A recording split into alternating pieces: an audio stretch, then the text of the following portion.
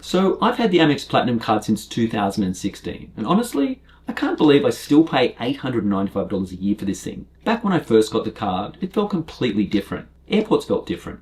Travel felt different. Lounges felt exclusive. And honestly, the Platinum card itself actually felt premium. But now, I don't know. The card has changed. Travel has changed. Everybody has lounge access now. Centurion lounges are packed half of the time, and instead of simple benefits, the Platinum card has slowly turned into this weird luxury coupon book, where you're constantly trying to remember random credits every month just to justify the annual fee. And the crazy part is, I still keep renewing it. So in this video, I want to talk about what the Amex Platinum card is actually like after nearly 10 years of real use. I want to talk about what's genuinely still great about this card, what's gotten worse, whether the credits are actually worth using, whether lounge access is still worth caring about, and honestly, who this card even makes sense for anymore. Because I think a lot of people get this card for the image of what they think it represents. But the reality of owning it in 2026 is a little different. And after almost a decade with the card, I think I finally have a pretty good perspective on whether it's still worth it. Now, before I sound like I completely hate this card, there is a reason I've kept it for almost 10 years. Because despite all of the changes,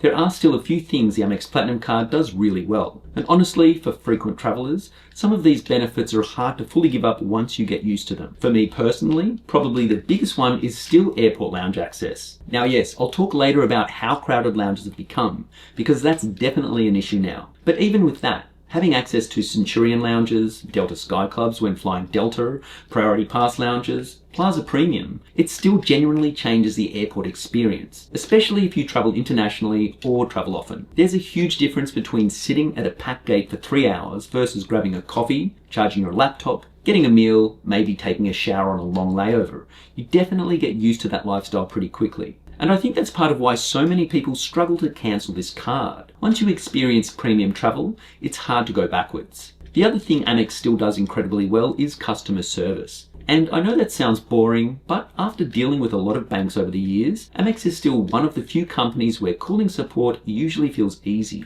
Problems get solved quickly, fraud protection is excellent, purchase protection is good, and overall the experience still feels more premium than most other cards. The hotel status benefits are also still nice to have. Hilton Gold, Marriott Gold. Nothing life-changing, but definitely useful if you travel a decent amount. And then there's fine hotels and resorts, which honestly can still be one of the best hidden benefits on the card if you use it properly. Between room upgrades, late checkout, breakfast credits, and hotel property credits, I've definitely gotten real value out of that over the years. And of course, there's still the points ecosystem itself. Membership reward points are still incredibly valuable if you know how to use transfer partners properly. You can absolutely get huge value for business class flights and international travel. So despite all my complaints, this isn't a bad card. The problem is more that the Platinum card used to feel obviously worth it. Now it feels like you really need to work for it. But this is also where things start to get a little complicated, because there are definitely parts of the Platinum card's experience that have gotten noticeably worse over the years. And honestly, I think a lot of long-term cardholders would probably agree with this. The biggest one for me is probably the overall feeling of exclusivity. Back in 2016, pulling out an Amex Platinum card actually felt special. Airport lounges felt calm, premium, and almost quiet. Now, half the airports seem to have some version of a premium travel card. And the Centurion lounges especially can get insanely crowded. I've walked into lounges before and genuinely struggled to find a seat. Sometimes there's even a wait list just to get inside, which kind of defeats the whole purpose of having premium lounge access in the first place. And honestly, I don't even fully blame Amex for this. Travel exploded after COVID. Premium credit cards became way more mainstream, influencers started pushing points and travel hacking to everyone. And now these cards are everywhere. But the experience definitely changed. The other thing that's gotten worse is how complicated the value proposition has become. Years ago, the Platinum card felt pretty simple. You paid a high annual fee, but you got premium travel benefits in return. Now it feels more like a giant stack of credits that you have to constantly manage. There's Uber credits, airline credits, hotel credits, digital entertainment credits, Walmart Plus credits, Equinox credits. And at a certain point, it starts feeling less like a luxury card and more like a monthly checklist. Like, am I actually getting value from these benefits, or am I just forcing myself to use the services because I already paid the annual fee? And I think that's a question a lot of people don't ask themselves honestly enough. Because on paper, Amex can say the card gives thousands of dollars in value every year. But realistically, if the credits don't naturally fit your lifestyle, then a lot of that value is kind of artificial. And then obviously, there's the annual fee itself. $895 is a lot of money for a credit card, especially now that there's so many competitors offering solid travel benefits for much lower annual fees. So I think the Amex Platinum card has slowly shifted from being a card that almost anybody who traveled frequently could justify into a card that really only makes sense for a pretty specific type of person. So let's talk about the credits, because this is really where the entire Amex Platinum card debate starts. If you go on the Amex website, the value sounds incredible. They'll tell you the card offers well over $3,500 in annual value through all the different credits and perks. And technically, they're not wrong. The problem is that available value and real value are two completely different things. Because to actually get that value, you have to consistently use a whole collection of very specific benefits throughout the year. And honestly, this is where I think people either love the Platinum card or slowly start getting annoyed by it. For example, the Uber credit. If you already use Uber regularly, great. That one's pretty easy to use naturally. Same with some of the airline incidental credits or hotel benefits if you travel a lot anyway. But then there are other credits where I honestly feel like Amex is trying to push you into a certain lifestyle, like Equinox.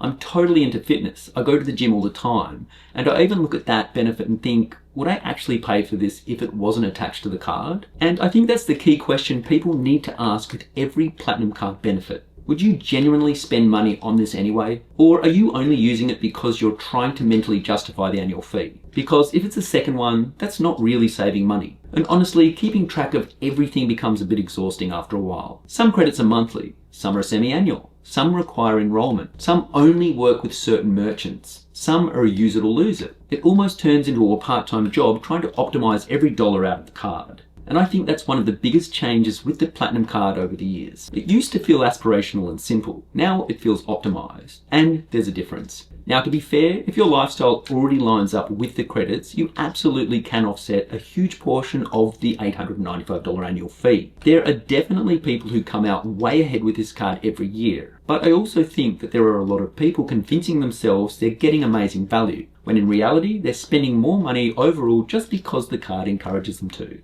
And that's something I didn't really appreciate when I first got the card back in 2016. Now, let's talk about probably the biggest reason most people want the Platinum card in the first place. Lounge access. Because honestly, this is still the feature that sells the dream. You see the marketing photos, beautiful lounges, quiet spaces, cocktails, good food, comfortable seating, maybe a shower before a long international flight. And to be fair, sometimes it really is like that. There are still moments where lounge access genuinely makes travel feel better. If you have a long layover, delayed flight, or you travel internationally a lot, being able to escape the chaos of the airport absolutely has value, especially once you've experienced it a few times. I still remember back in the early days of having the Platinum card, walking into a Centurion lounge honestly felt impressive. It felt exclusive. It felt premium. But in 2026, the reality is a bit different. The biggest issue now is overcrowding. And I don't mean a little busy. I mean there are times where lounges are completely packed. People are circling trying to find seats.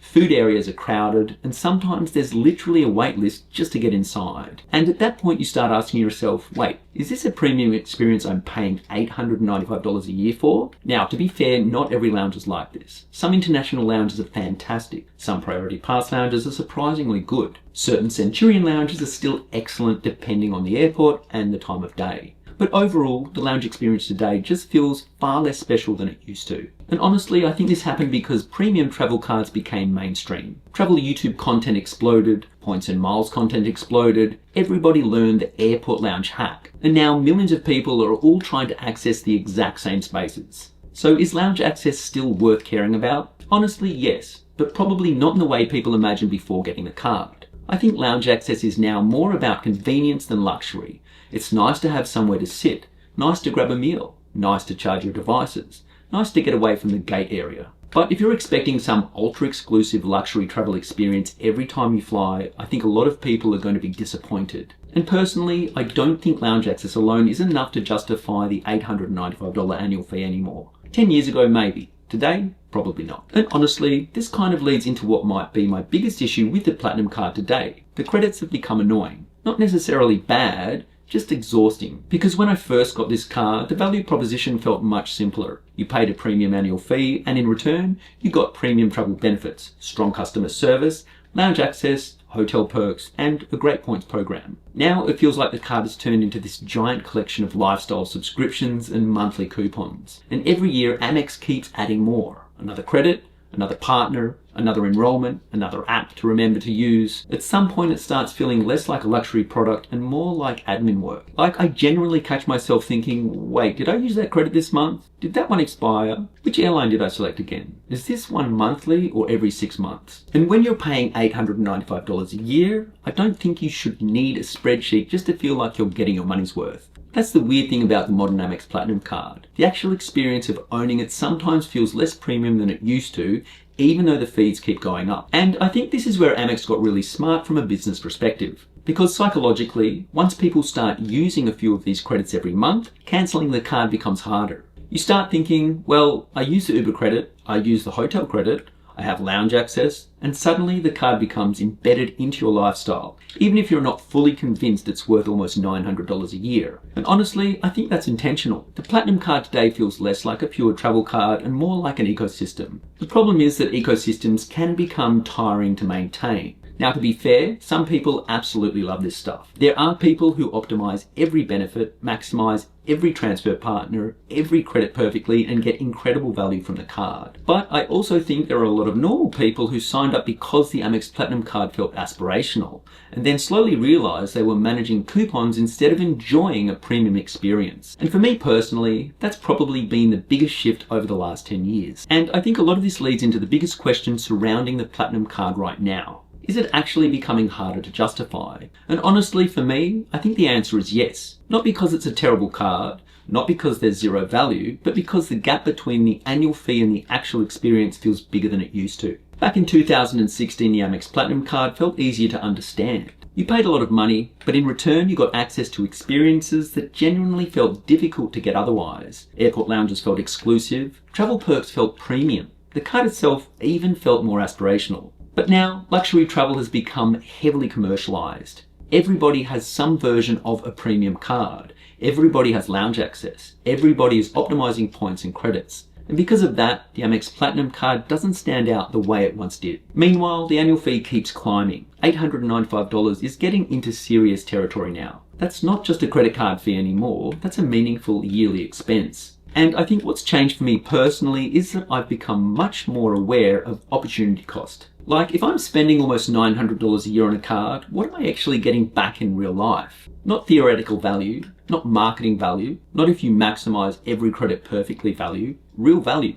Because if you travel constantly for work, use lounges regularly, already spend money in the Amex ecosystem and naturally use most of the credits anyway, then honestly, the Platinum card can still make a lot of sense. But I think for the average person, it's become much easier to overestimate the value of this card simply because it feels prestigious. And I think that's something a lot of people don't really admit. There's definitely a psychological side to owning the Amex Platinum card. It feels good. It feels premium. People recognize it. You feel like you're a part of the travel points world. But at a certain point, you have to separate the image of the card from the actual math. And after almost 10 years with it, I think that's the biggest realization I've had. The Amex Platinum card still has value, but it no longer feels like an automatic recommendation. It feels much more niche now. And honestly, I think that's why so many long-time cardholders are starting to question whether they'll renew it again next year. So after everything I've said in this video, you might think that I'm about to cancel my Amex Platinum card. But honestly, I'm probably going to still keep it. And I think that's what makes the Amex Platinum card such an interesting card in 2026. Even with the overcrowded lounges, even with the endless credits, even with the $895 annual fee, there's still something about the overall experience that works for me personally. At this point, the card fits pretty naturally into my lifestyle. I travel enough where lounge access still matters. I use enough of the credits organically that I'm not forcing value.